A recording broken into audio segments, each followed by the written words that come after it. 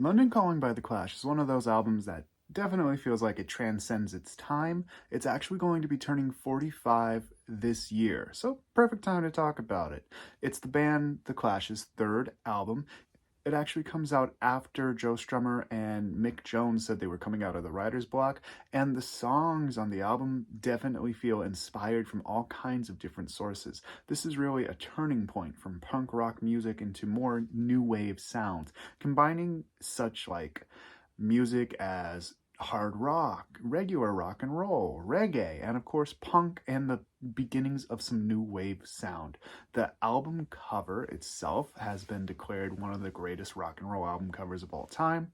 If you can't see it there, you know, the image of just smashing that bass guitar. The album's also been called one of the greatest albums of the 80s and one of the greatest albums of all time. London Calling was ranked number 8 in the Rolling Stones, all kinds of stuff. Lots of acclaim, so I don't really need to spend too much time talking about, hey, it's a great album. The songs on it, once again, have such a variety of range.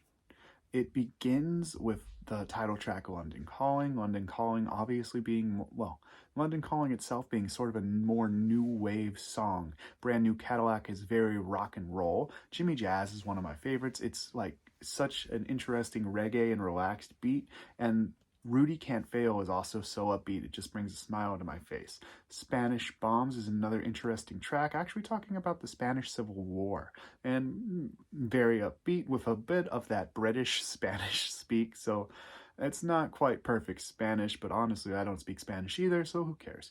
From there, Lost in the Supermarket's also a very dun dun dun dun dun dun dun dun upbeat kind of interesting track.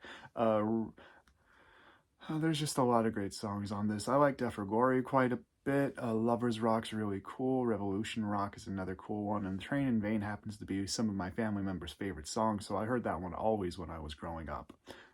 I don't need to talk about it too much more from there. Obviously, I'm giving the album a 10 out of 10. It's one of my favorite albums when I was growing up, especially. But even now that I've gotten older and my music tastes have expanded, I feel that this album has expanded with my music tastes. There's just so many different parts of it that I could pull from and just get inspired by. It's really great. So, 10 out of 10. If you enjoyed this quick video, my name is Richard Durazo. Thank you for checking it out. If you like this content, leave a comment. Let me know what you want to hear more about. Otherwise, so long.